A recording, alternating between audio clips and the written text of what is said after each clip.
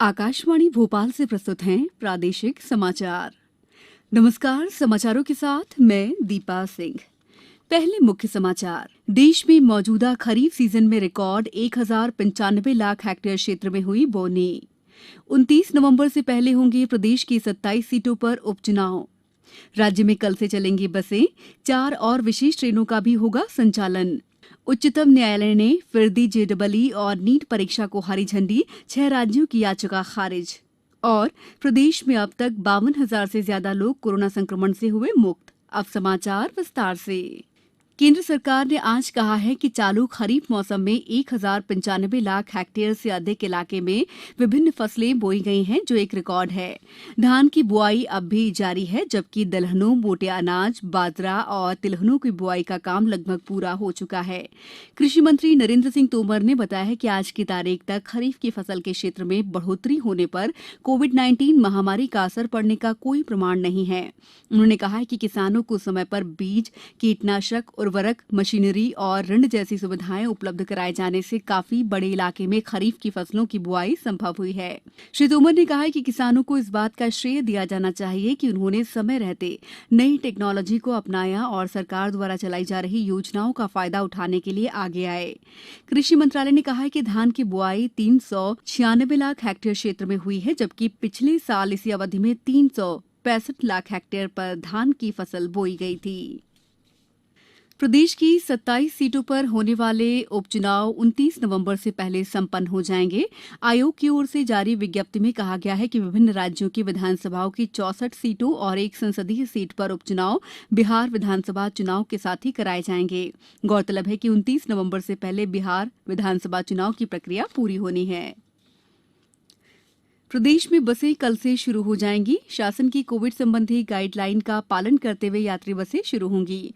प्रदेश में आने वाले कुछ दिनों में बस संचालन काफी हद तक व्यवस्थित होने की संभावना है। बस स्टैंड पर सैनिटाइजर उपलब्ध रहेगा, टेम्परेचर मापा जाएगा, मास्क के बिना यात्रा नहीं करने दी जाएगी। मध्य प्रदेश बस ऑनर्स एसोसिएशन ने आज सागर में पत्रकार वार्ता में ये जानकारी दी। एसोसिएशन के प्रदेश कार्यकारी अध्यक्ष संतोष पांडे ने बताया कि सरकार ने अगस्त तक का टैक्स माफ किया है। वहीं किराया बढ़ाने को लेकर सोमवार तक स्थिति स्पष्ट हो जाएगी। पश्चिम मध्य रेलवे ने यात्रियों की सुविधा के लिए भोपाल के हबीबगंज स्टेशन से रीवा के बीच चलने वाली विशेष ट्रेन का संचालन कल से करने का फैसला किया है। ये ट्रेन भोपाल से रात 10 बजे रवाना होगी, वहीं रीवा से रात 8:05 पर प्रस्थान करेगी। इसके अलावा जबलपुर से भोपाल होते हुए इंदौर के लिए भी कल से ट्रेन चलाई जाएगी। उधर जबलपुर के मदन महल स्टेशन से रीवा के बीच भी कल से विशेष ट्रेन का संचालन होगा। मदन महल स्टेशन से ही सिंगरौली के बीच स्पेशल ट्रेन कल से चलाई जाएगी। आदिवासी बाहुल्य उमरिया जिले की जिला जल और स्वच्छता समिति के द्वारा गोवर्धन योजना के अंतर्गत जनपद पंचायत मानपुर की ग्राम पंचायत बड़ार का चयन किया गया है। पेश है एक रिपोर्ट। गोवर्धन योजना के अंतर्गत चयनित ग्राम पंचायत में पशुधन के वेस्ट के निदान के लिए सामुदायिक गोबर गैस प्लांट लगाया जाएगा। वहां से मिलने वाली गैस का उपयोग रसोई गैस तथा अन्य कार्यों में किया जाएगा। कलेक्टर संजीव श्रीवास्तव ने बताया कि बड़ार ग्राम पंचायत का चयन वहां पर गौशाला संचालन के आधार पर किया गया है।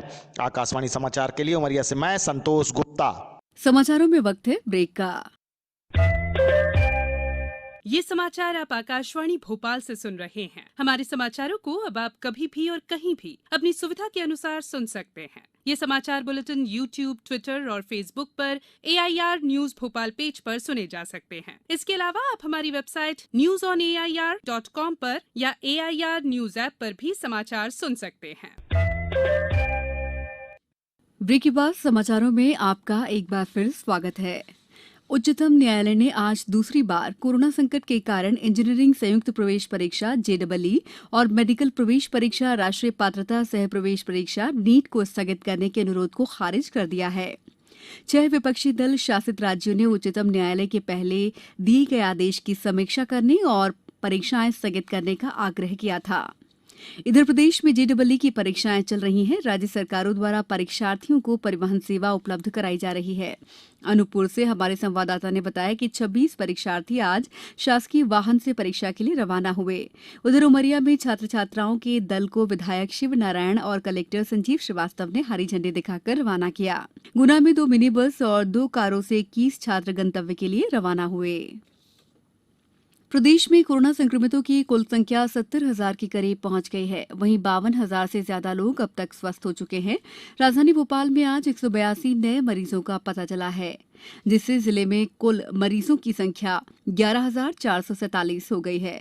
वहीं इनमें से 9,316 स्वस्थ हो चुके हैं।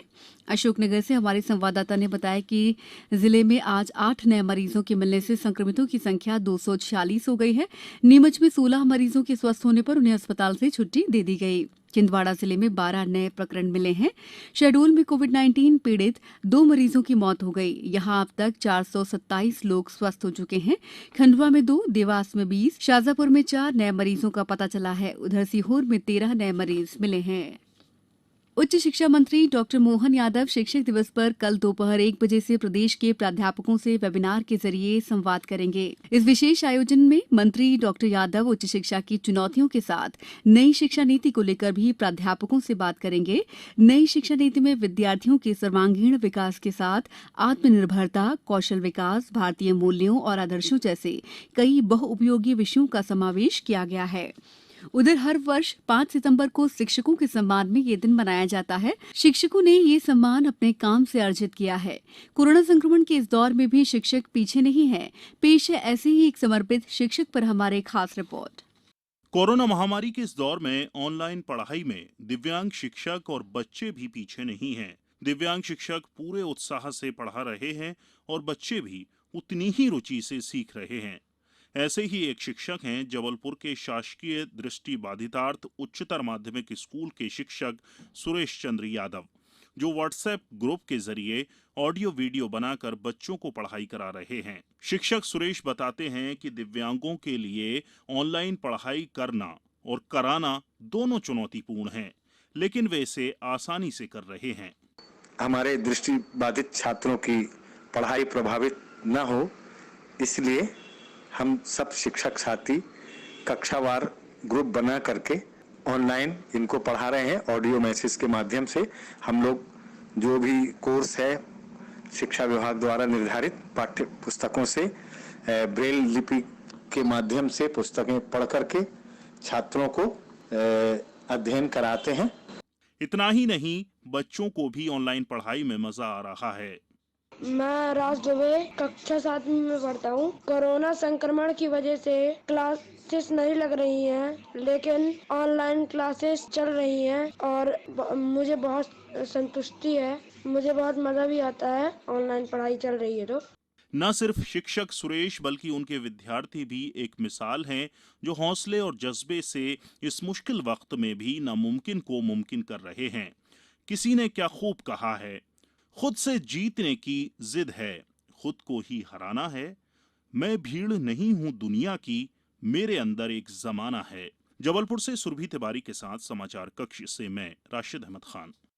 मुख्यमंत्री शिवराज सिंह चौहान ने आज सीहोर और रायसेन जिलों में बाढ़ से प्रभावित फसलों का जायजा लिया।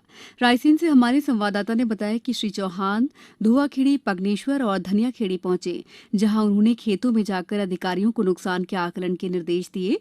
वहीं सीहोर में भी मुख्यमंत्री ने खराब हुई फसलों का सर्वे कराकर मुआवजा वितरण करने को कहा। इस बीच राज्य में आज भी बारिश का दौर थमा रहा। मौसम विभाग ने सागर, जबलपुर, भोपाल, ग्वालियर, चंबल, होशंगाबाद, रीवा संभागों में कुछ स्थानों पर गरज चमक के साथ बौछारें पड़ने की संभावना जताई है। अब कुछ समाचार संक्षेप में। राजगढ़ कलेक्टर ने बैंक अधिकारियों को प्रधानमंत्री स्वनिधि योजना के अंतर्गत प्रकरण स्वीकृत करने के निर्देश दिए हैं। गुना में सार्वजनिक स्थलों पर थूकने पर 57 लोगों से जुर्माना वसूला गया। आगरमालवा जिले के सुसनेर जेल में एक कैदी ने फांसी लगा ली। अंत में मुख्य समाचार एक बार फिर। देश में मौजूदा खरीफ सीजन में रिकॉर्ड 1,095 लाख हेक्टेयर क्षेत्र में हुई बोनी।